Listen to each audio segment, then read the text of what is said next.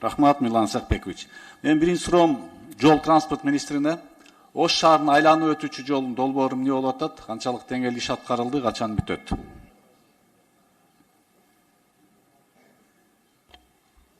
Саламатсыздарбы, урматтуу депутат.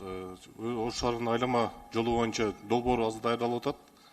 Жанакы өзүңүз билгендей жана Бишкектен барганда Т проектисин азыр биз туура Ошко кирүү боюнча жерлерди азыр Кара Суу рай администрациясына тапшырма берилип атат, өкмөт чечим чыкты.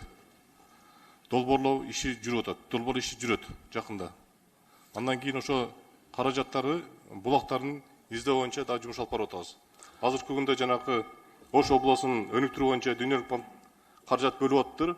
Ошондон инфраструктура деген компонент бар экен. Инфраструктура компоненттер ошого каражатты бөлүп бересиңер деп биз сүйлөшүп атабыз. Долбоор даярбы, суммасы канча болду? Долбоорлор иши эми жүрөт. Долбоор баштай элексиңерби? Долбоорлор эми жүрөт, жанакы жерлерин үлүш жерлерди алыш керек болуп атат.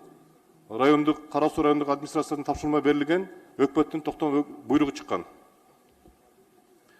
Да, экинчи суроо. Бул инфраструктураны сиз карайсыздар, Равшан Азатович. Сизге суроо. Ош шаарында 23 миң эл жашаган Жапалак аймактык башкармалыгында суу маселеси чечилбей турат да. Абылгазиев ушул жерде 3 жолу сөз берип, сөзүн аткарбай кетти. Сиз кандай ушул маселени билесиз, билбейсизби? Бул маселе боюнча биз карап көрөлүк. Жазуу түрүндө сизге жооп берейин сизге. Кантип карап көрөсүз? Бүгүн фискальный комитеттин чечими турбайбы мына? Депутат Абджалиев сунуш берип, ошону чечкиле деп. Департамент водного хозяйства. Жооп бериңизчи. Таза суу боюнча.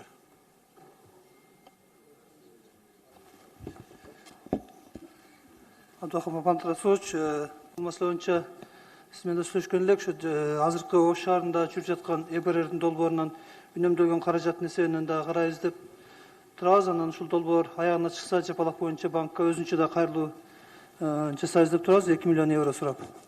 Силер 3 жылдан бери карайбыз деп мурунку жетекчиңиз Токтошевдагы айткан чечем деп, бирок чечилбей турат. Биринчи этабында бюджеттен 40 миллион бөлүп резервуар бүттү, калган маселе турат да. Качан чечесиңер? Быйыл бюджетте барбы, жокпу? Жапалак жок азырынча. Каржы булагы аныкталды элек.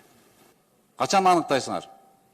Ошо Ош шаарындагы азыр ЭБРРдин долбоорунун экинчи фазасынын реализациясы 50%дан өткөндөн кийин банк менен сүйлөшүп. Ал качан бүтөт ал 50%дан? 2023 жылы толук бүтүш керек, 2021 жылы биз 50%дан өтөбүз. Канчалык деңгээлде кепилдик бере аласыз? Ошолор силерге уруксат берет ошону иштеткен ошол жака. Бул жерде Жапалак Ош шаардык мэриясынын курамында болгондуктан, Ош шаардык мэриясы ошол кайтарымдуу түрдөгү ушу кредиттерди жана грантты алууга макулдук берген болсо эле, бул маселе Силерден чечилбей экен. Равшан Азатович, бюджетке киргизе аласыңарбы ушул маселени? Алар айтып атат, колубуздан келбейт, 23 жылга чейин күтүш керек деп атат. Бирок эл күтпөйт да, таза суу керек. Урматтуу депутат, бүгүнкү күндө өзүңүзгө белгилүү болгондой, мына бюджеттик мамлекетибиздин бюджети тартыштыкта турат, бирок ошол эле мезгилде биз коллегалар менен макулдашып туруп, анан мен сизге жазуу түрүндө жообун берейин. Кудай буйруса, бул сиз айтып аткан маселени чечүү тарабына аракет кылалык. Дагы бир маселе, газ маселеси дагы турат. Газпром Кыргызстандан $1 сатып алып атканда канча миллиард инвестиция кылабыз деген да. Качан газ маселеси кайылдарга тартылат? Же алар ошо спорт зал куруп коюп, алдап коюп жүрө береби элди? Сиз бизге да маалымат берип коюңуз жазуу түрүндө, Равшан Азатович. Газпром алып атканда канча миллиард инвестиция кылам деген, канчасын аткарды, канчасын аткарбады? Макул, рахмат. Сиз жооп бере аласызбы? Алар тартабы, тартпайбы? Анткени Бишкекте таза аба маселеси болуп атат. Смог болуп, элдердин оорусу көбөйүп атат. Бишкекте дагы ушул болуп атат. Туура, бул жерде биз бул боюнча совещание топтогонбуз. Бишкектеги мына трафик боюнча, смог боюнча, мына тесттен чыккан түтүн боюнча, ушулар боюнча жалпысынан сүйлөшкөнбүз. Бүгүнкү күндө мына экология жаатында Япониядан $70 миллион грант бар экен.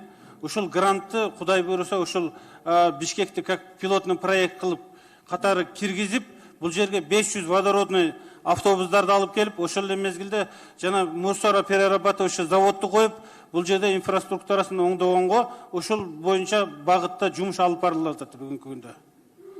Анан Газпромдун бүгүнкү күндөгү өзүнүн алган жанагы пландаган иштери бар. Бул боюнча региондордо дагы, жаңы конуштарда дагы газ тартуулар жүрүп жатат. Цифра боюнча айтып бере аласызбы? Канча кылыш керек эле, канча инвестиция кылды Газпром бүгүнгө чейин? Газпром ишканасы өзү жооп берсин цифра боюнча.